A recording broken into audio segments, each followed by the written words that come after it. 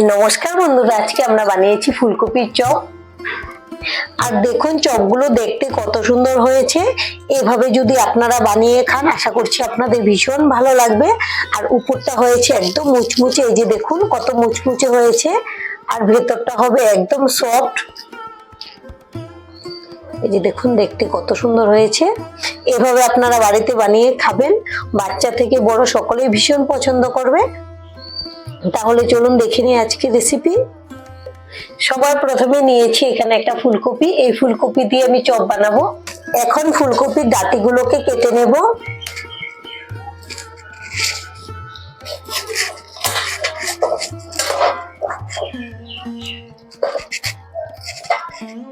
এখন একটা বাটিতে নিয়ে নিলাম।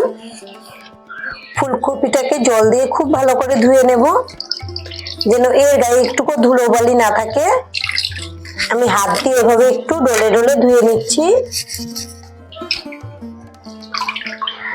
আমাদের ফুলকপি ধোয়া হয়ে গেছে। এবার নিয়েছি একটা গ্রেটার দিয়ে আমি ফুলকপিটাকে গ্রেট করে নেব। এই যে দেখুন খুব মিহি করে কেটে নিচ্ছি গ্রেটার দিয়ে। এভাবেই আমি সম্পূর্ণ ফুলকপিটাকে গ্রেট করে নেব। আমি ফুলকপিটাকে গ্রেট করে নিয়েছি। আর এখানে নিয়েছি একটা সেদ্ধ করা আলু। আলুটাকে খোসাটা ছাড়িয়ে নিয়েছি। এবার একটা ম্যাশার দিয়ে আলুটাকে ম্যাশ করে নেব। আপনারা চাইলে কিন্তু গ্রেট করেও নিতে পারেন। এখানে বেশি আলু দিলে কিন্তু ভালো লাগবে না, একটা ফুলকপির সঙ্গে একটা আলু দিলেই খুব ভালো হবে। এক জায়গায় জমিয়ে রাখবো। গ্যাসে একটা কড়াই বসিয়েছি। আর এখানে নিয়েছি কয়েকটা শুকনো লঙ্কা, দিয়ে দেব। লঙ্কাটাকে নেড়ে চেড়ে ভেজে নেব। লঙ্কাগুলো 1 মিনিট ভেজে নেওয়ার পর এখানে নিয়েছি কিছু গোটা মশলা, 5 ফোড়ন, গোলমরিচ, ধনে, মৌরি আর গোটা জিরে। লঙ্কাগুলো অল্প ভাজা হওয়ার পর এখন দিয়ে দেব গোটা মশলাগুলো। লঙ্কা ভাজতে একটু সময় লাগে, সেজন্য পরে দিয়েছি। এবার নেড়ে চেড়ে ভেজে নেব। গোটা মশলাগুলো ভাজতে ভাজতে দেখবেন সুন্দর একটা সেন্ট বের হবে আর মশলাগুলো ফুটতে শুরু হবে। তখন কিন্তু নামিয়ে নিতে হবে। মশলাগুলো যদি পুড়ে যায় তখন কিন্তু আবার সেন্টটা নষ্ট হয়ে যাবে। মশলার কালারটাও চেঞ্জ হয়ে গেছে আর ফুটতে শুরু হয়েছে, সুন্দর একটা সেন্টও বেরিয়েছে। ঠিক এই সময় আমি মশলাগুলোকে নামিয়ে নেব। একটা প্লেটে নামিয়ে নিচ্ছি। এগুলোকে ঠান্ডা করে আমি শিলপাটাতে গুঁড়ো করে নেব। এবার গ্যাসে একটা কড়াই বসিয়েছি। আর এখানে এক বাটি থেকে একটু কম নিয়েছি বেসন। বেসনটাকে নেড়ে চেড়ে ভেজে নেব। বেসনের যে একটা কাঁচা গন্ধ আছে এটা চলে যাওয়া পর্যন্ত ভেজে নিলেই হবে। দেখুন বেসনটা ভাজতে ভাজতে কালারটাও চেঞ্জ হয়ে গেছে আর সুন্দর একটা সেন্টও বেরিয়েছে। এখন আমি এটাকে নামিয়ে নেব। একটা প্লেটে নামিয়ে ঠান্ডা করে নেব। গ্যাসে আবারও কড়াইটা বসিয়ে দিয়েছি। দিয়ে দেব সাদা তেল, গোটা জিরে, জিরাটাকে ভেজে নেব। এবার নিয়েছি গ্রেট করে রাখা আদা আর 2টা কাঁচা লঙ্কা কুচি। ঝালটা আপনারা যেরকম খেতে পছন্দ করেন সেই অনুযায়ী কম বেশি করে নেবেন। এগুলোকে নেড়ে চেড়ে ভেজে নেব এর কাঁচা সেন্টটা চলে যাওয়া পর্যন্ত। দেখুন আদাটা কিন্তু লাল হয়ে গেছে। এখন আমি দিয়ে দেব কুচানো পেঁয়াজ। আর আপনারা যদি রসুনের সেন্টটা পছন্দ করেন তাহলে আদার সঙ্গে কিন্তু রসুনও দিয়ে দিতে পারেন। এবার পেঁয়াজটাকেও নেড়ে চেড়ে ভেজে নেব। পেঁয়াজটাকে 2 মিনিটের মতো ভেজে নিয়েছি। এটা কিন্তু নরম হলেই হবে, লাল করে ভেজে নেওয়ার কোনো প্রয়োজন নেই। এবার দিয়ে দেবো কিছু গুঁড়ো মশলা, জিরে গুঁড়ো, ধনে গুঁড়ো, ঝাল লঙ্কার গুঁড়ো,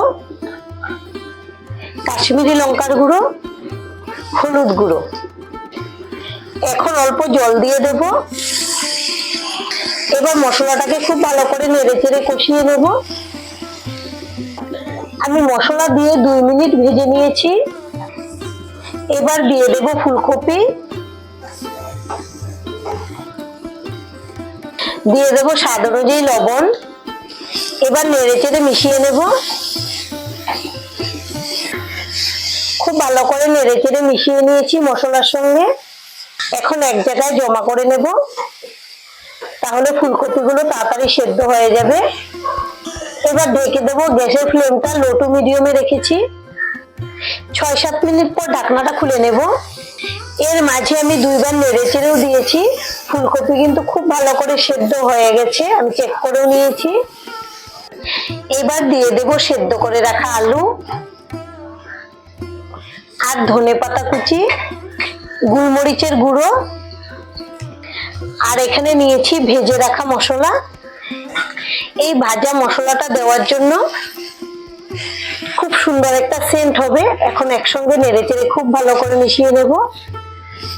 আপনারা যদি ভাজা মশলাটা না দেন তাহলে এখানে চাট মশলাও দিয়ে দিতে পারেন, হাতের কাছে যদি ভাজা মশলাটা না থাকে। এখন খুব ভালো করে সবকিছু একসঙ্গে নেড়েচেড়ে মিশিয়ে নেব। খুব ভালো করে মিশিয়ে নিয়েছি। এবার দিয়ে দেব বেসন। বেসনটা আমি সবটুকু একবারে দেব না, এখান থেকে অর্ধেক দিয়ে দিচ্ছি। প্রথমে নেড়ে মিশিয়ে নেব। আর গ্যাসের ফ্লেমটা কিন্তু আমি লোতে রেখেছি।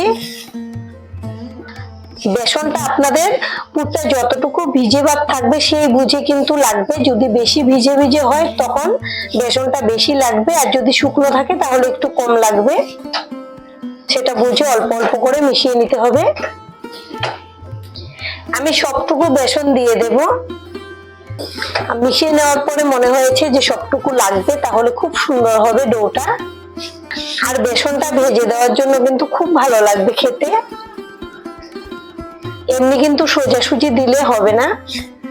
এখন খুব ভালো করে মিশিয়ে নেব। এবার দেখুন অনেকটাই শুকনো হয়ে গেছে, এবার কিন্তু মিশিয়ে নিলেই হয়ে যাবে। আমি গ্যাসটাকে অফ করে দেব আর এটাকে খুব ভালো করে মিশিয়ে নেব। আমাদের পুরটা কিন্তু একদম রেডি। আমি খুব সুন্দর করে মিশিয়ে নিয়েছি। এটাকে মিডিয়াম ঠান্ডা করে নেব। পুরটাকে হালকা ঠান্ডা করে নিয়েছি। অল্প গরম থাকা অবস্থাতে কিন্তু শেপ দিতে হবে, তাহলে শেপটা দেওয়া যাবে ভালো করে। এবার আমি নিয়ে নেব। আমি এই যে এতটুকু নিয়েছি, আর আপনারা আপনাদের পছন্দ অনুযায়ী শেপটা দিয়ে দেবেন, ছোট বড় বা যেরকম ভালো লাগে, গোল লম্বা। আমি এক হাত দিয়ে প্রথমে একটু শেপটা দিয়ে নিচ্ছি। এবার 2 হাত লাগিয়ে এই যে এরকম করে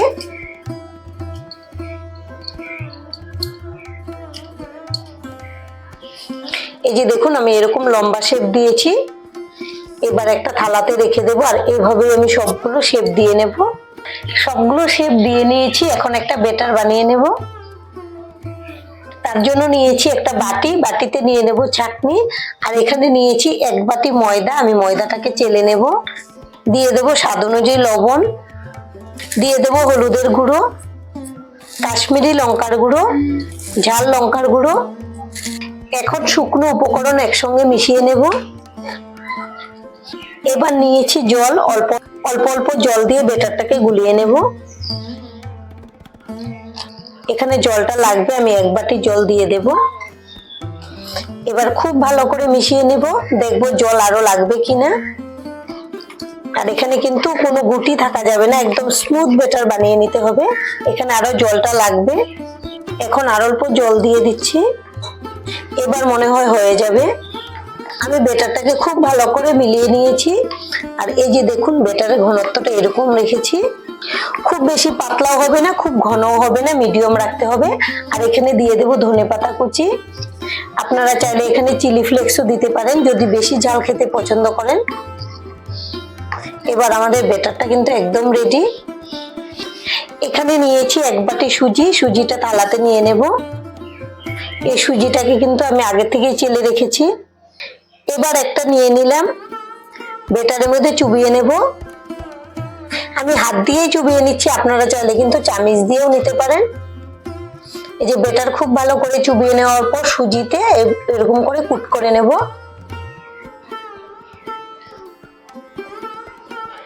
সাইডগুলো খুব ভালো করে লাগিয়ে নিয়েছি। এবার থালাতে রেখে দেব। আর এইভাবে আমি এই যে আরেক পিস নিয়েছি, ব্যাটারে চুবিয়ে সুজি দিয়ে কুট করে রেখে দেব। আর এইভাবেই আমি সবগুলো করে নেব। আমি সবগুলো কোট করে নিয়েছি।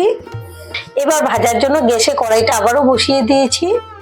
কড়াইটাকে গরম করে নিয়েছি। এবার দিয়ে দেব সাদা তেল। তেলটাকে মিডিয়াম গরম করে নেব। এবার আমি 1 পিস নিয়ে নিলাম। এভাবে একটু ঝেড়ে ঝেড়ে সুজিগুলো তেলের মধ্যে দিয়ে দেব। আর আমাদের আজকে রেসিপিটা দেখে যদি ভালো লাগে একটা লাইক অবশ্যই দিয়ে দেবেন। আপনাদের একটা লাইক আমাদেরকে অনেক উৎসাহ দেয় নতুন নতুন ভিডিও বানাতে। আর আমাদের চ্যানেলটিকে সাবস্ক্রাইব করে নেওয়ার জন্য অনুরোধ রইল। আমি 4 পিস দিয়েছি। এখন কড়াইটাকে এভাবে একটু ধরে নেড়ে দেব। এখন একটু উল্টে দেব। এভাবে সুজিটা দেওয়ার জন্য উপরটা হবে একদম মুচমুচে, খেতেও কিন্তু অনেক বেশি ভালো লাগবে আর দেখতেও সুন্দর হবে। এখন আবারও ঘুরিয়ে দেব। এভাবে ঘুরিয়ে ঘুরিয়ে সুন্দর একটা কালার আসা পর্যন্ত ভেজে নেব। আমি সব দিক থেকে ঘুরিয়ে ঘুরিয়ে সুন্দর করে ভেজে নিয়েছি। আর এর থেকে বেশি ভাজলে কিন্তু সুজিগুলো পুড়ে যাবে আর তিতা হয়ে যাবে। এখন আমি এগুলোকে তুলে নেব। আর এভাবে আমি বাদবাকিগুলোকেও ভেজে নেব। এভাবে আপনারা বাড়িতে বানিয়ে খাবেন, খেতে কিন্তু দারুণ হয়।